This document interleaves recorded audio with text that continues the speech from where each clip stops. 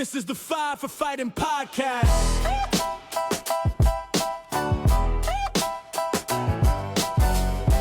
This is the Five for Fighting podcast. Fantasy hockey, breaking down the lines, matchups. Hello, everybody, and welcome back to the Five for Fighting podcast. In the great words of Badger Bob Johnson, it's a great day for hockey. And boys, did we have a great day for hockey today. Canada came out with a massive 4-3 win over Czechia. We all had it as a gimme game, but it certainly wasn't. Czechia came out flying. They gave us a run for their money, brought us to OT. Huge shout out to Dostal, stood on his head. Absolute great hockey game. Yeah, that game finished, 4 or 5 hours ago now? My heart's still racing after that one. Collectively, I think our whole nation was able to exhale after that Mitch Marner goal. Like you said, Czechia played an awesome game.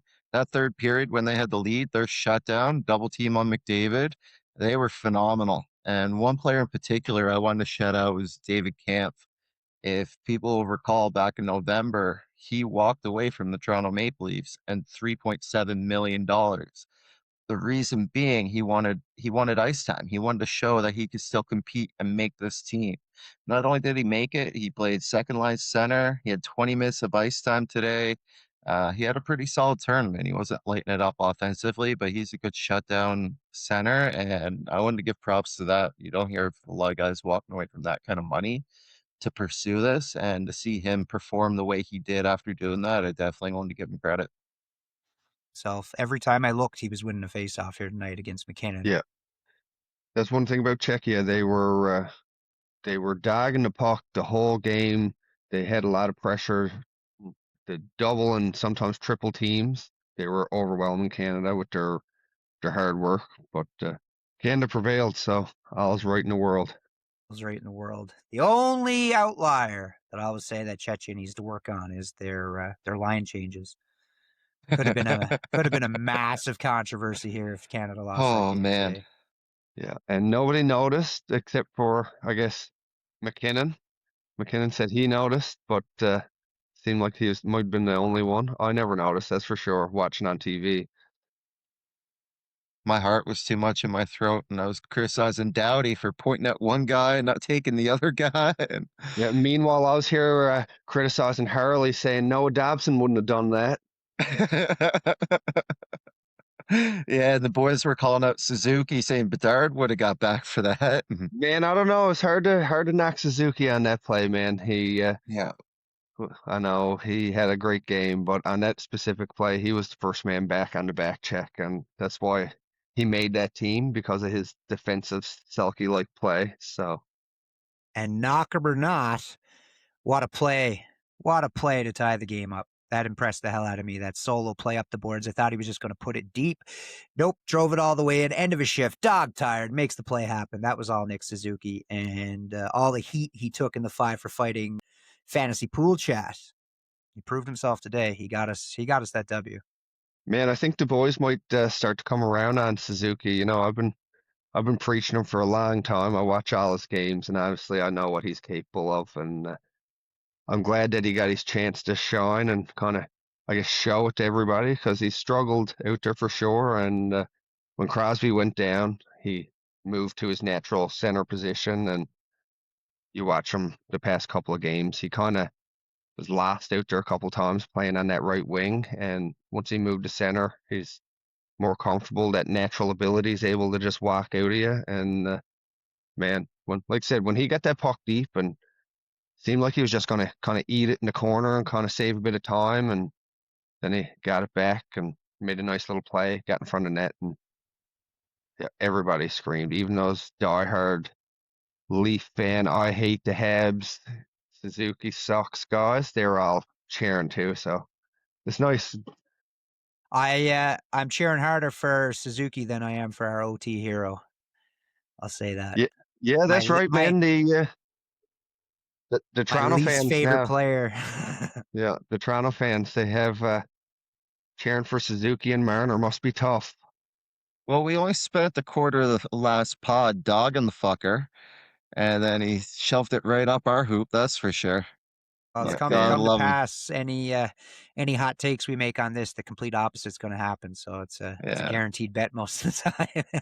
Well, back to Suzuki, right? Like it wasn't just our fancy group chat. A lot of prominent insiders had him written off. They were expecting him to be the sub for Marchand. And then lo and behold, Crosby goes down. They bump him up to that center, and it was almost like a bit of poetic justice that the guy subbing in for Sid during the injury gets a deflection goal, which no one better than Sid in the game at that. So, yeah, I love seeing him step up in a moment. He needed a big game like that, and yeah, I love to see him put it away. So, as you were saying there, Sid went down. Big hit for Canada. Didn't come back for the third period. I read an article just before we hopped on here. John Cooper said, "We're not going to make this Sidney Crosby's last game." So I'm wondering if it's not so severe and he might get a chance to hop in a game or two's time. They've got an update coming out tomorrow, or I guess if you're listening to this Thursday morning when we come out later today. But yeah, sometime Thursday they're gonna have an update. Yeah. Hopefully he's Yeah. all right. He'll, no matter what, I think he'll be probably dressing on the bench if he's capable of putting the gear on, because there's no way he's not going to be around. But it's sad to see him go off. Took two big hits there from Gudis, and Gudis is a big motherfucker. And He's like I said, a body on Czechia, the ice, man. Czechia played hard, man. They impressed the hell out of me watching that game. Yeah. They took the cycle ability all completely away from Canada. Canada They couldn't did. get shit going, man. It was quick turnovers in the zone, back out the other way all game long. It was a great game of hockey. Hats off to the boys. Yeah, the optimistic for Crosby, watch him go down that tunnel. Like obviously he was gingerly on it, but it didn't seem like, he was still holding his own. He wasn't having to be held up too much. So hopefully a good bit of therapy, good bit of recovery, and we'll see him back here on Friday. Yeah. So how about the future Sidney Crosby, Macklin Celebrini, 5 goals in the Olympics, tearing it the fuck up. Leading the Olympics in goal scoring as a teenager, 2 behind Connor McDavid for the points league. Yeah, 9 points in 4 games as a 19-year-old.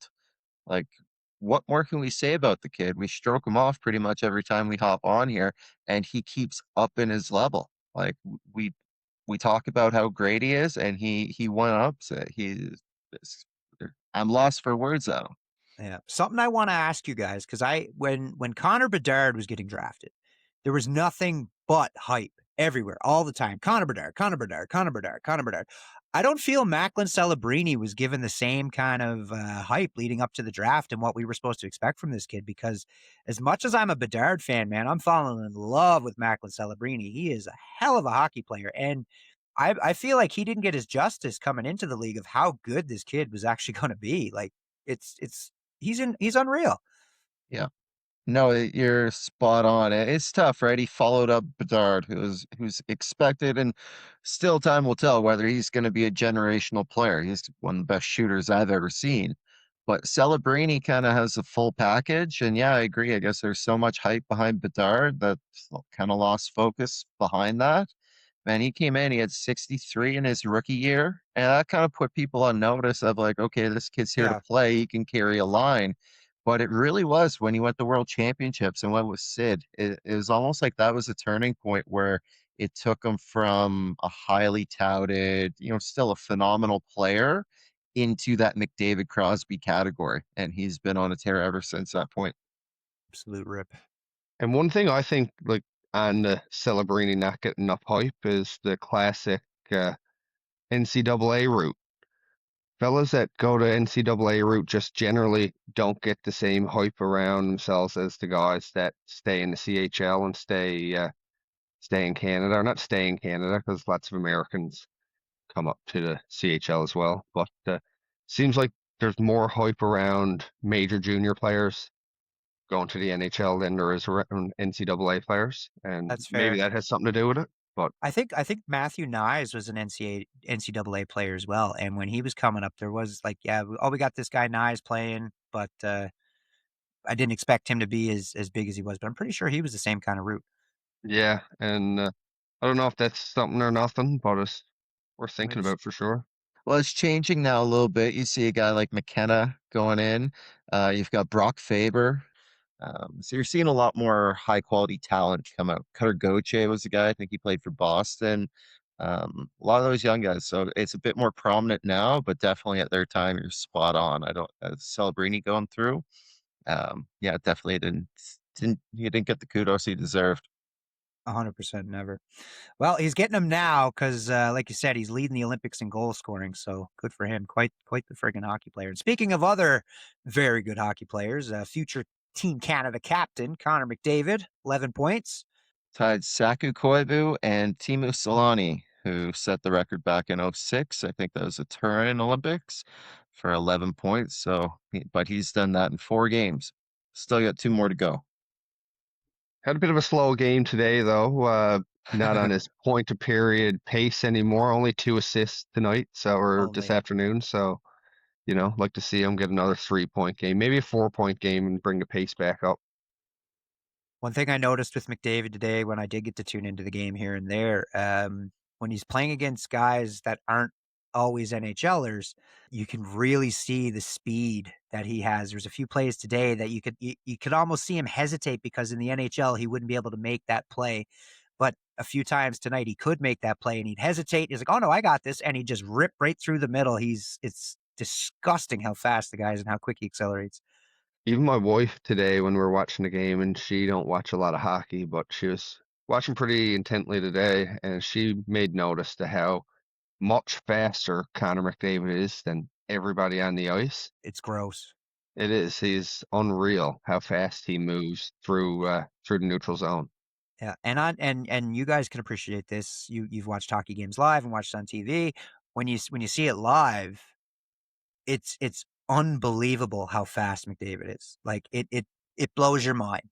Like he could be up and back before I even get to the blue line. Like it's disgusting. I watched him warm up that time we went to the game there in Edmonton.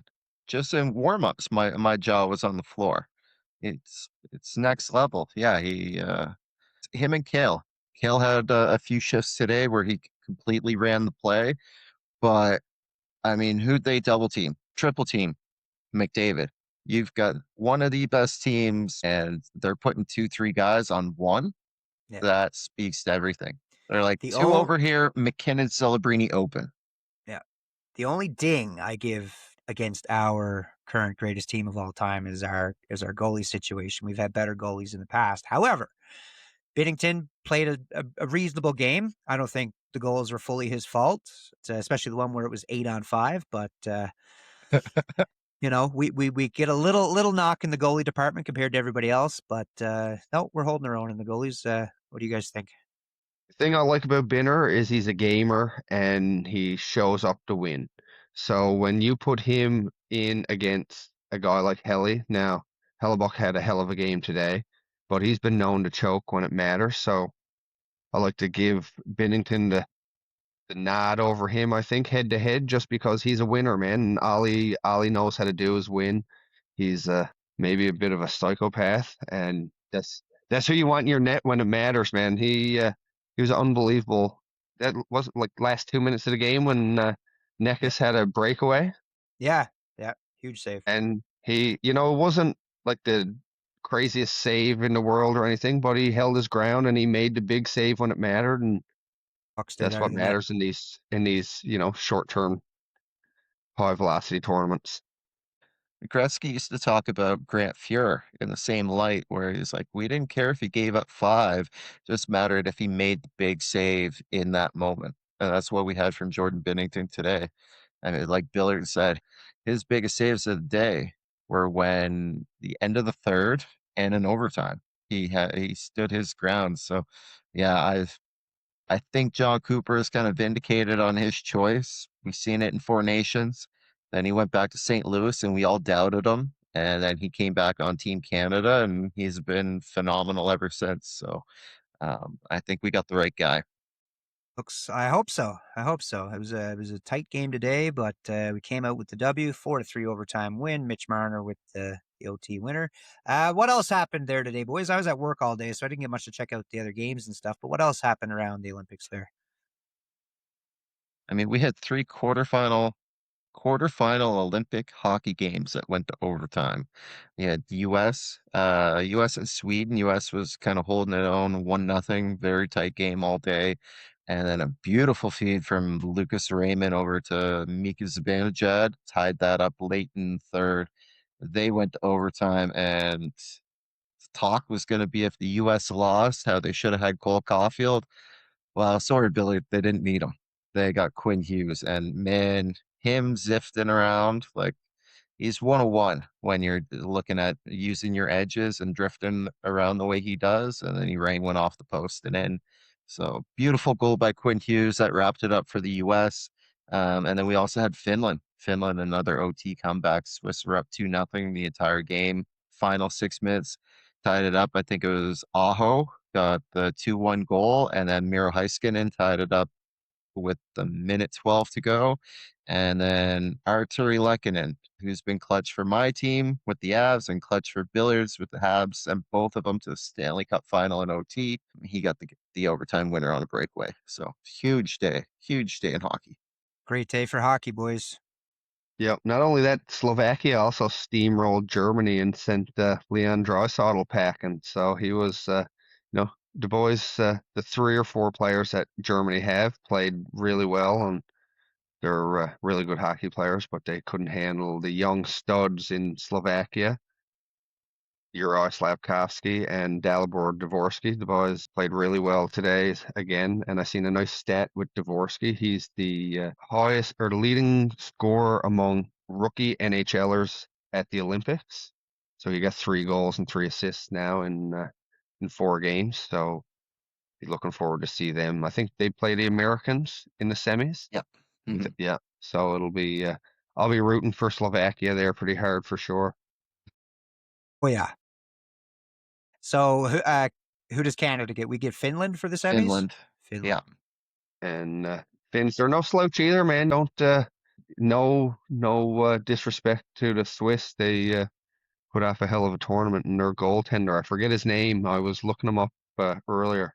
He played unreal today against Finland, but I think they're a bit of an easier route.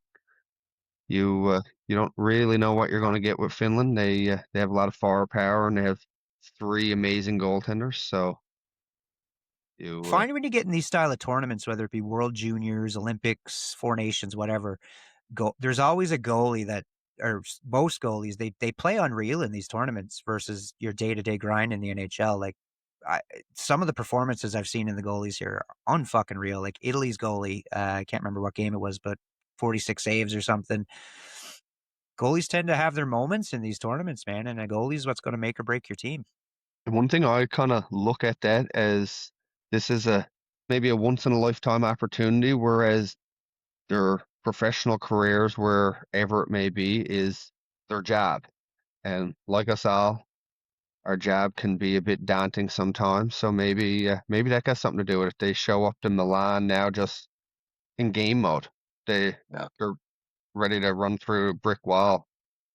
No bad vibes. Just we're at the Olympics, baby. Let's fucking win. Yeah. Well, like I said, you're playing for your country, not a company. So it makes a big difference for sure.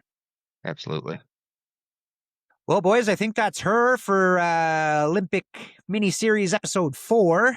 Yeah, big win today by Canada. Oh, the women's game tomorrow. Final versus the US. Will you guys be tuning in? I'm going to. What time is the game?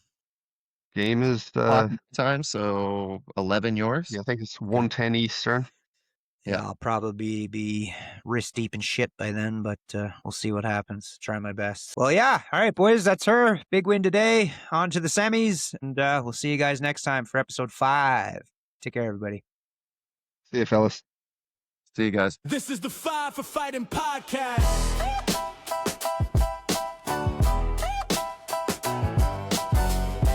This is the 5 for Fighting podcast. Fantasy hockey, breaking down the lines. Matchups, injuries, hot takes, and trades. No clickbait noise, no overplay clips. If there's an edge to find, we already checked. Parlays, we got them for